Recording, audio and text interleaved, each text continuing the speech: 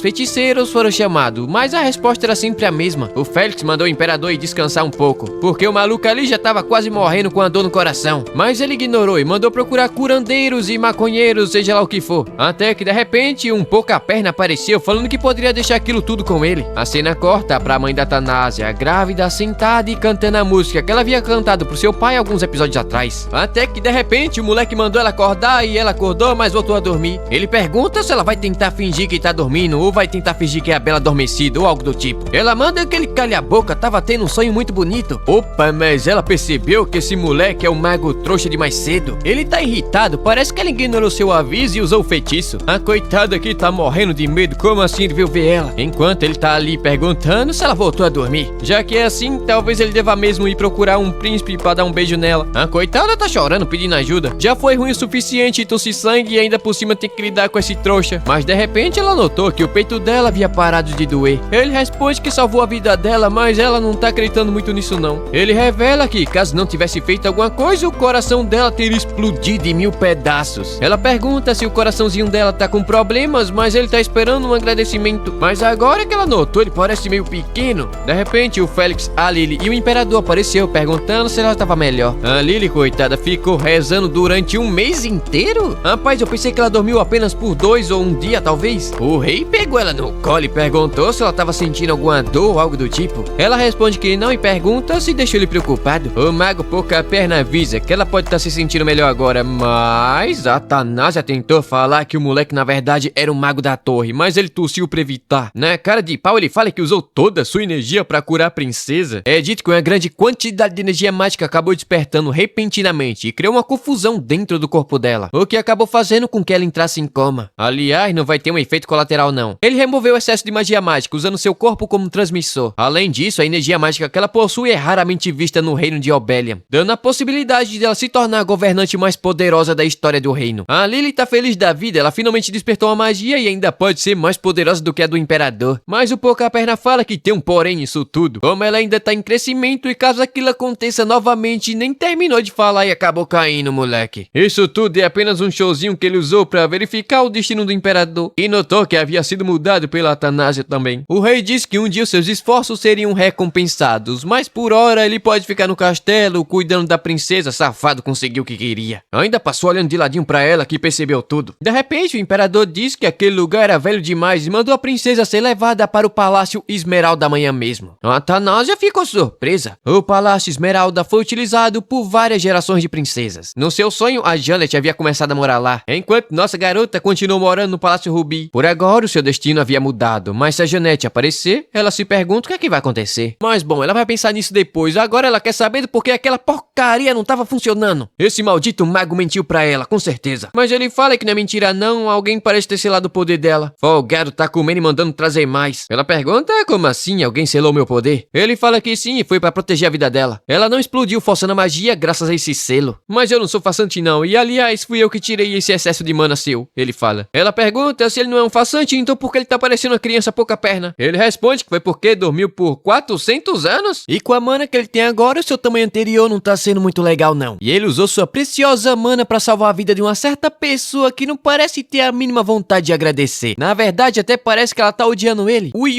ele é sensível e quando fica magoado não tem forças pra lidar com a situação alheia. Então, se uma certa pessoa acabar explodindo e morrendo, ele tá ameaçando nossa garota? A Ti fala que ele tá exagerando sobre sua doença, somente pra comer e ficar de boa relaxando no castelo. E ele fala que é verdade, já que é assim ela responde que ele roubou sua magia e tá roubando seu chocolate. Mas ele fala que não foi ele não. Então, que é aquela nuvem preta ali tentando roubar o bolo? De fato, ele responde que ela tá certa, mas aquele negócio não é dele não. Foi aquela nuvem que protegeu ela naquele dia. Em outras palavras, a Atanásia é mestra dela, afinal aquilo é uma besta divina, que acabou nascendo do excesso de magia da Atanásia. Ela fala que ele é um menino muito mau que tava roubando o chocolatinho dela, e deu nome pra ele de Sombra. Aliás, o Lucas fala que não é muito bom ela ficar grudada nesse negócio não. Afinal, foi ele o culpado dela ter quase colocado as tripas pra fora. É dito que Sombra é uma massa sólida de energia, e quando ela acabou fazendo contato com ele, parte dessa energia voltou pro corpo dela, fazendo entrar em colapso. E se isso acontecer novamente, com certeza ela vai morrer, vai sair dessa pra melhor. Na hora ela soltou o bicho, a coitada. Mas considerando a situação atual, não vai demorar muito pra sua magia transbordar novamente. E pra evitar que isso aconteça, ela vai ter que aprender a controlar sua magia. Dia seguinte, nossa garota tava tentando fazer um círculo mágico, ela conseguiu, mas logo o negócio desapareceu. A coitada ficou triste, mas a professora fala que pelo menos durou 2 segundos agora. Tempo depois, ela tava falando pra Lily que a Atanásia havia chegado no seu limite. E nem adianta ficar criando expectativas em cima do seu esforço e foi embora. A coitada ouviu tudo e pensa que realmente não tem jeito não. Mas antes ela conseguiu, então por que agora não tava funcionando? A Sombra apareceu e ela pegou no colinho, mas o Lucas havia dito que ela não pode pode ficar com aquele negócio não. Usou magia e tirou de perto dela. A Ati ficou nervosinha, tava judiando do gato. Ele pergunta do porquê ela ficou brava, sendo que ele tava fazendo um favor pra ela. E ainda fala que se ela entregar o gato, vai ensinar ela a usar magia. Afinal, ele é o grande mago e muito mais capaz do que esses professores de terceira categoria. Mas de repente o imperador apareceu e nossa garota tentou esconder o gato, mas ele percebeu e perguntou o que era aquilo. Ela não sabia o que falar, então Lucas disse que aquilo nasceu por conta do excesso de magia da princesa. E ele estava com um pouco de dificuldade para lidar com aquele negócio. O rei pergunta se foi ele o culpado dela ter passado mal. Ele fala que sim, mas se o bicho morrer, a energia vai voltar pra ela, então ela vai explodir. Sem falar que ele vai ficar de olho. A Ati pediu de zóio arregalado. O imperador não teve como negar não. Mas ela vai ter que prometer que só vai tocar nele por 1 hora por dia. Ela fala que vai. Tempo depois, ela tava tentando usar magia, mas alguma coisa deu errado e o negócio explodiu. Ela fala que isso é um saco. Quem foi o trouxa que colocou um selo nela? De repente, o trouxa do Lucas jogou uma maçã na cabeça dela e se pôr com a perna. Ele não vai muito pra lá porque uma certa pessoa não gosta muito dele. A Ati pensa que esse moleque é muito chato. Enquanto ele pergunta se ela tava tentando aprender magia sem saber o básico ou ela tá querendo morrer. Afinal, tem uma bomba dentro do corpo dela. Na hora ela ficou toda felizinha. Afinal, esse moleque é tipo o mago mais poderoso do mundo. Mas ele não vai ajudar ela não. Uma garota que não gosta dele. Eita, moleque irritante. De repente, a barriga dele roncou. Pelo jeito, ele tava com a fome de 1000 mendigos. Ele fala que precisa comer pra recuperar sua mana e que ele teve que jogar fora pra salvar a vida de uma certa pessoa. Sendo assim, ela propôs um acordo irrecusável. Ele precisa de mana e ela tem mana até demais. Então, dá pra fazer uma troca aí. Tempo depois, ela tava indo até seu pai, mas esse cara tá aqui de novo, não desiste nunca. Foi lá oferecer novamente a Janete como companhia pra Thanasia. Porque depois daquela humilhação, o filho dele foi enviado pra estudar em outra nação. Bom, a Ati fala que realmente tá precisando de amigos. E o velho aqui ficou feliz, pensou que agora o plano dele iria dar certo. Mas obviamente ela tinha um candidato ainda melhor. Nosso mago Pouca-Perna que vai ajudar ela a controlar sua magia. E eu acho que quem não gostou nada disso aqui foi esse velho aqui, ó. Então, no dia seguinte, eles começaram pela introdução. Ela deve tentar manipular a caneta pra escrever palavras, usando energia mágica na ponta da caneta pra manipular como quiser. Obviamente que ela não conseguiu, né? Tempo depois, ela começou a estudar poções mágicas, como recuperação, mas acabou explodindo tudo. E também obrigou ela a correr 2 vezes por dia pra aumentar seu desempenho físico, eu não sei porquê. Depois, ela precisa colocar sua energia mágica em harmonia com os elementos da natureza, mas também não deu muito certo não. Mas esse Pouca-Perna aqui tá muito ousado. Colocou ela pra ler vários livros em 1 mês. Um tempo se passou e ela tá achando que esse moleque aí tá insuportável. Com certeza ele tá fazendo isso pra tirar uma com a cara dela. Ainda assim ela não vai perder e vai continuar se esforçando. Então, alguns dias se passaram e o Lucas acabou vendo ela dormindo enquanto estudava. Mas surpreendentemente ela finalmente conseguiu usar magia pra manipular a caneta. Mas ela usou pra desenhar um Lucas diabinho.